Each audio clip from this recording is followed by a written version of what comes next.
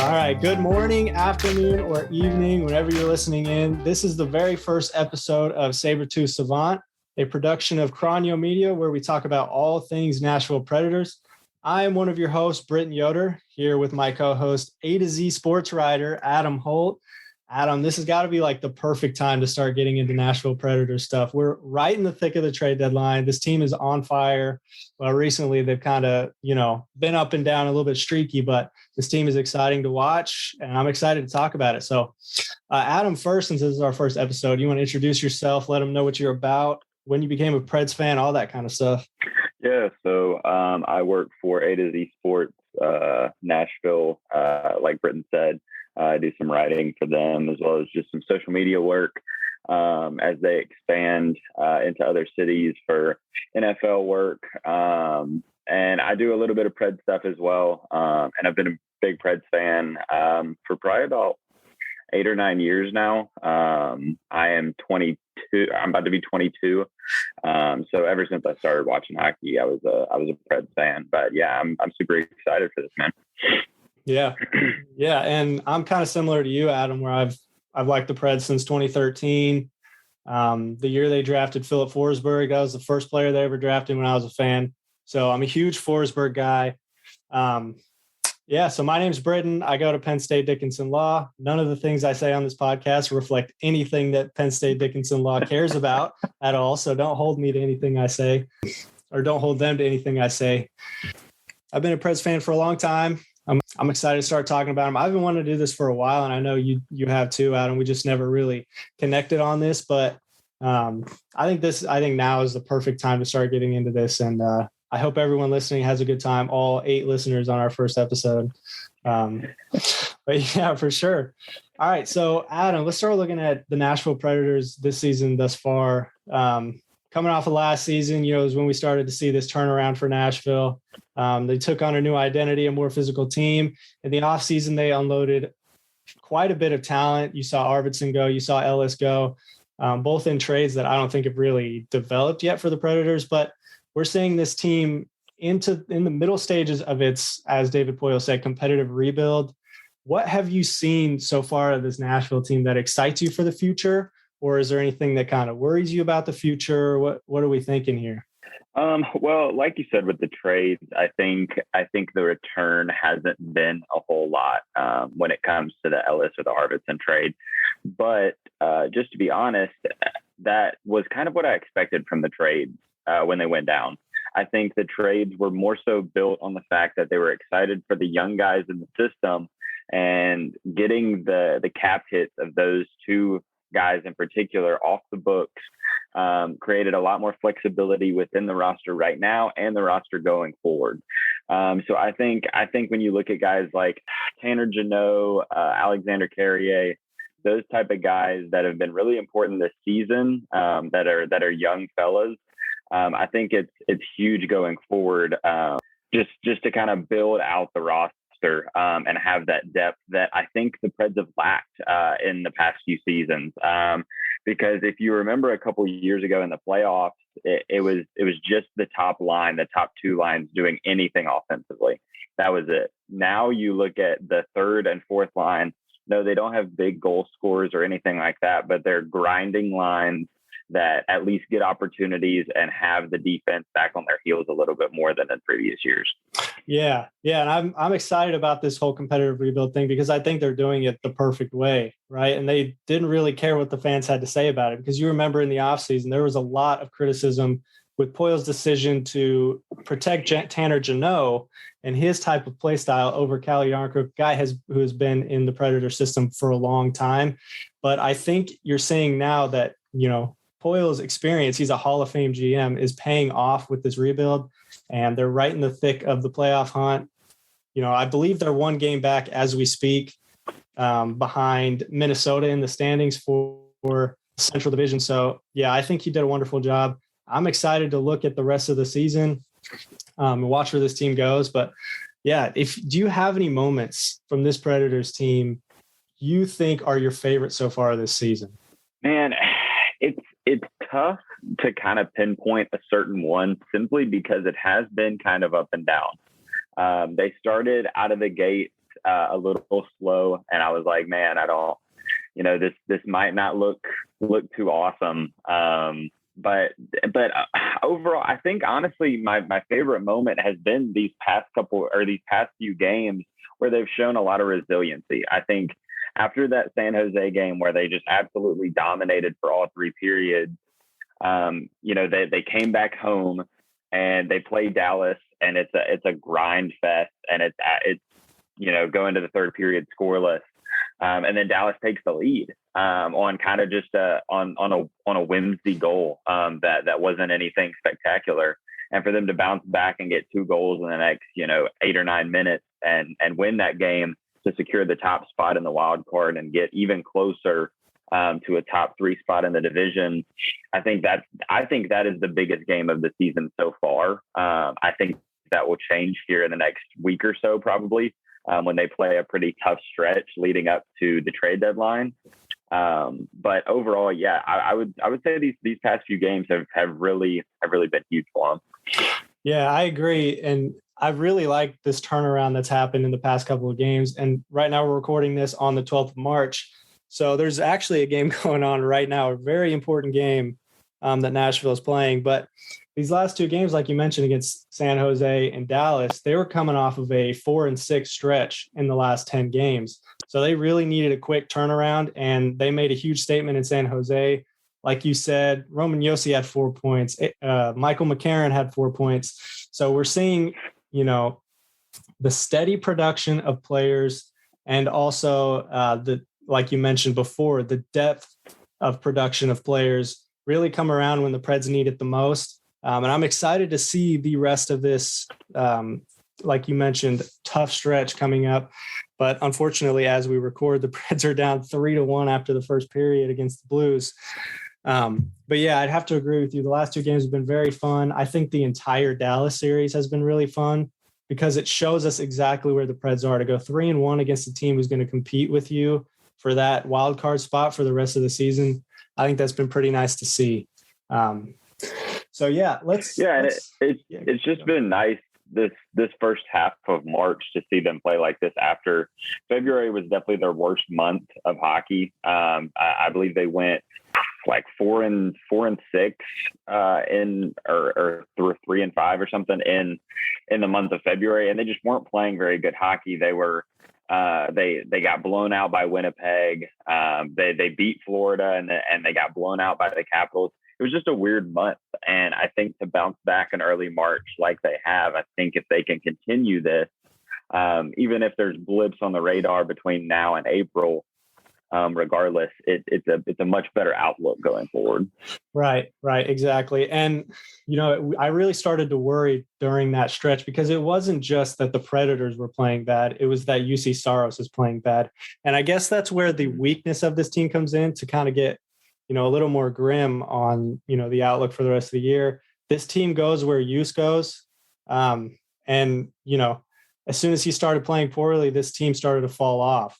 So I think that this will kind of lead us into our future discussion. At the trade deadline, the Preds are going to have to find something that stabilizes them a little bit better, maybe a veteran presence in the locker room, gives them something in front of UC Saros, right, outside of UC Saros and Roman Josi, that gives them steady production and, allows them to depend on their front 5 more so than just their goalkeeper. So, let's get into that because this entire episode is centered on the trade deadline. This is our first part of 2 parts. Next week, we're going to record right before the trade deadline hits to, talk about any buzz or anything like that. But right now, for the most part, Poile has kept things quiet. So we don't really know who the Preds are after, what they're after, or even if they're going to be buyers or sellers or neither. So as you're looking at this team right now, looking forward at this tough stretch, right? I know we just played a team in Anaheim who is right there in the thick of the hunt, but they're probably going to be sellers at the deadline because they know whatever team they draw in the playoffs is going to be tough and they won't make it far. They have a lot of unrestricted free agents. We have a couple unrestricted free agents that are huge that are going to cost us a lot of money. Do you think we're going to be buyers or do you think we're going to be sellers? And when I say we, I mean the Nashville Predators. It's tough to say right now. I don't think they will be on one end of the spectrum either way compared to a lot of other teams, but I think overall they lean buyers. I think unless this next week goes absolutely horribly and, they sustain, a bad injury to a top player or anything like that occurs, I think that buying makes the most sense. I don't see Philip Forsberg getting traded. I think the most likely option is him getting extended. And so I think that if you do commit to extending him, then you also commit to buying at the trade deadline. And so that's the biggest thing to me is it doesn't seem like a move to make right now for you to ship off your second leading goal scorer and then become buyers at the trade deadline. Neither one of those things really go hand in hand. Right. And when you look at a profile of a team who's going to be a seller, the Preds don't really fit that mold, right? It's usually teams that have a lot of aging contracts that are on the downslope, that, are right on the cusp of the playoffs. The Predators are on the cusp of the playoffs, but they don't fit any of those other criteria. Instead, they're a team on the upswing, right? Next year, they're arguably going to be better than they are this year, especially if they extend Philip Forsberg. So where I see this team is, like you said, they're leaning buyers.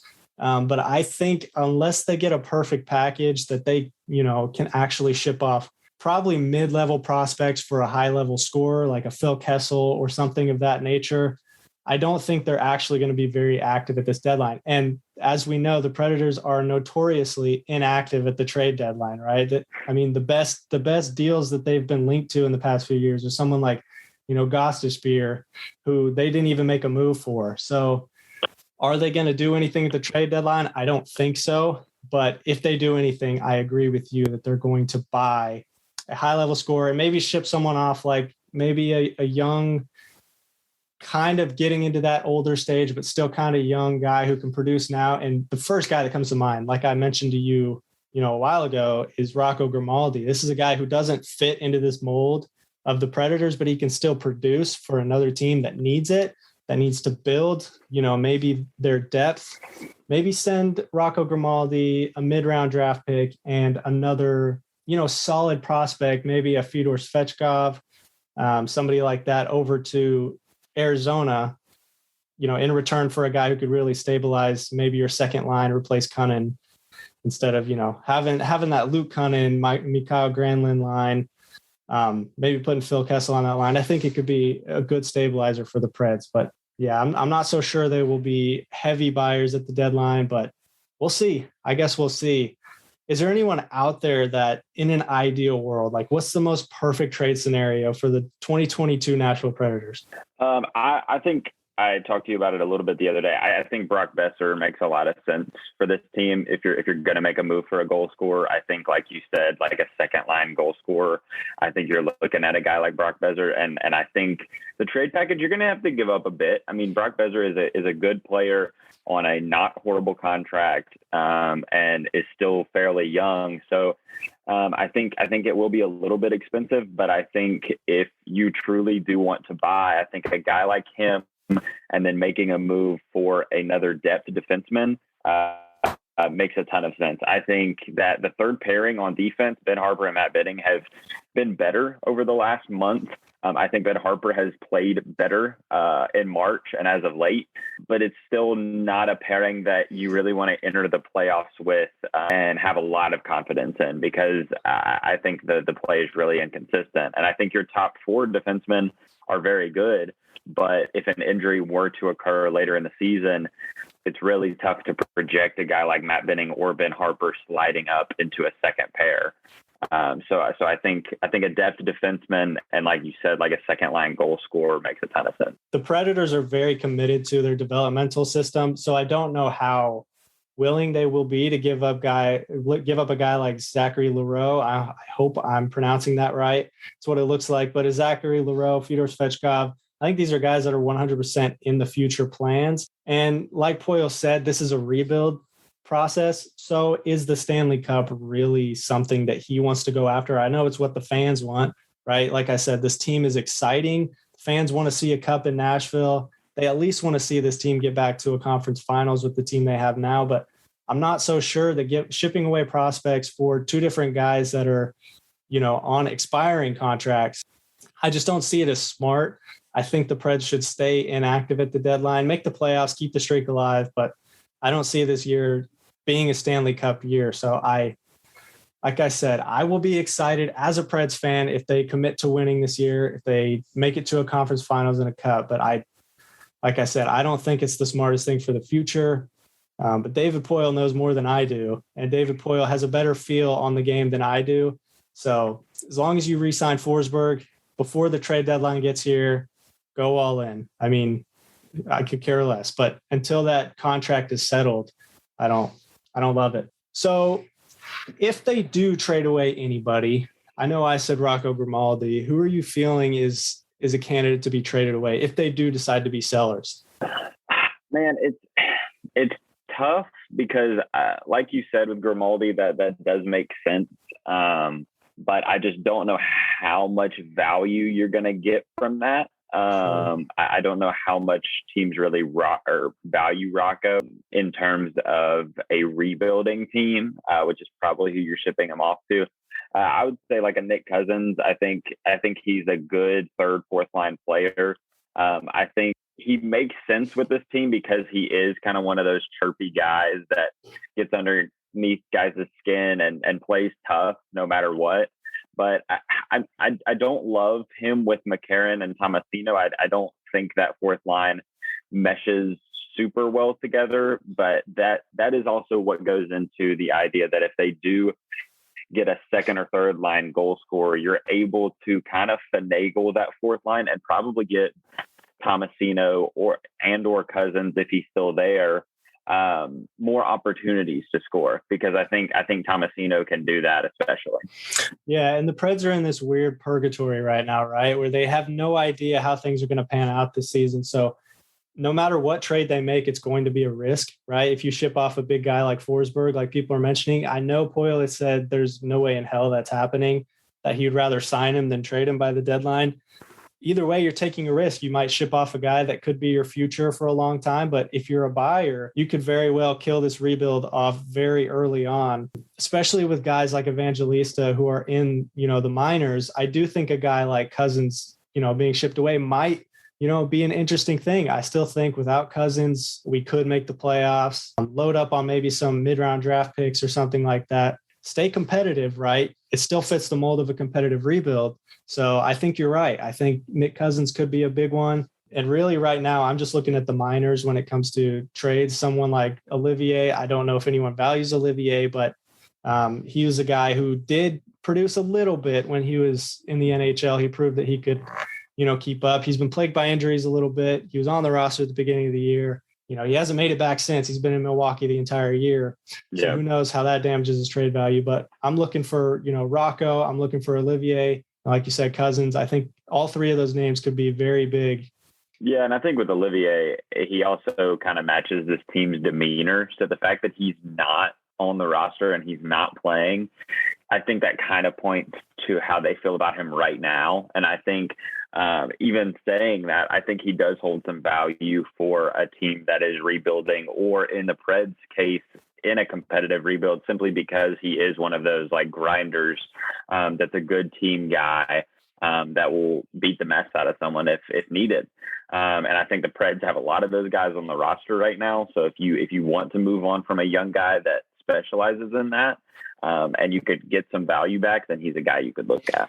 Yeah, it's just difficult to figure out who in the world would want him or would want Rocco right now. I haven't done much research on what teams are looking for a small, scrappy 5'8", 5'6" winger, but I don't know. He's kind of a bottle rocket sometimes. He can score you a hat. He can score you a hattie whenever you really need it and facilitate the puck to him. But he's more of a breakout guy. Like I said, he just doesn't fit this team. So he's really a big one that I've been thinking about for the past few weeks that could be shipped off, which sucks for him because this offseason it was huge news that we signed Rocco to a multi-year deal, but unfortunately it was a two-way deal. The writing was kind of on the wall coming out of training camp when he didn't get much playing time. So yeah, look for him to be shipped off this trade deadline. But like I said, there's no buzz. Poile keeps everything on the down low. Who really knows what this team is going after? kind of to wrap that up, the Preds do look like they're going to be buyers, if anything. Maybe stock up on the future, maybe stock up on the now. Who knows? It'll be exciting either way. Looking out to the rest of this season, I know it's difficult. We haven't passed the trade deadline yet, and we'll have a clear view once we do pass the trade deadline. But what are we looking for out of this team? Who is this team? Who are the 2022 Nashville Predators? And what is the rest of the season looking like? Well, I think this team is a scrappy bunch. I mean, they, like we talked about before the show, they lead the league in fights, and it's not particularly close. I think they're a really hardworking bunch. They get down on the boards and stuff really well, and they fight for pucks really well most nights. But I think going forward and looking down the road this season, like we talked about in previous years, getting more depth scoring is what's going to make the biggest difference when it comes to if and when they make the playoffs.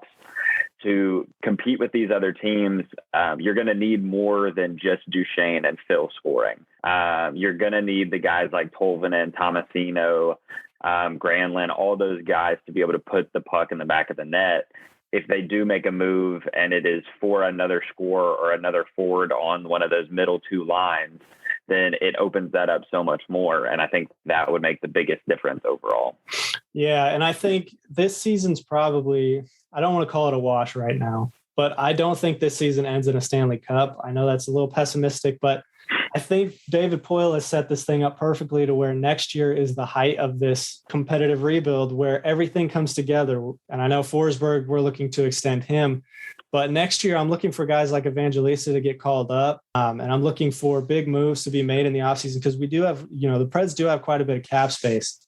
So looking forward to this season, especially this little stretch. By the time we get this out, this little back-to-back, which is really important with the Wild and the Blues, it's going to be over. So like I said, we're going to have a clearer view once this is out. But I don't think this is the year, but I do think next year is set up perfectly to be the year. I remember in 2019 getting into the playoffs, we were like, man, we need some culture on this Nashville Predators team because this is kind of like a Pittsburgh Steelers situation where, you're making the playoffs year after year, but you're not winning it. Poile's big move in firing Laviolette mid-season and hiring John Hines was a great signal that this franchise was moving in a different direction, was moving in a grittier direction, kind of reminiscent of the old days of the Nashville Predators when all they had were minor leaguers and all they wanted to be was a gritty team. So this is kind of the beginning was in 2020. Unfortunately, it was cut short. It was a real small season, so we weren't able to see much. This year is that middle section where we're seeing this team develop into something great. Tanner Jeannot is breaking out. We could use a little more scoring out of Tomasino and Tolvanen, like you said, but these stars are starting to emerge. Year 3 of this competitive rebuild, I think, is going to be, great, super exciting next year. But unfortunately, this year is not that year for the Nashville Predators, in my opinion. I hope that I get freezing cold take. I hope someone clips that and comes back and says, "Yeah, you were wrong." When they make the finals, I will make sure to go back to the original episode and pull the clip. Call me a big stupid idiot. Yeah, for sure. But all right, man. Any last words on this Nashville Predators team, trades, rest of the season, anything like that? Not too much, man. I think like I said at the start, I think this next week is really going to determine what they do because they have 4 games next week, and it's the Wild, the Penguins, the Flyers, and the Leafs. I think that decides it. You got to go 2-2 at worst that week. And you're really hoping to go 3-1 or better.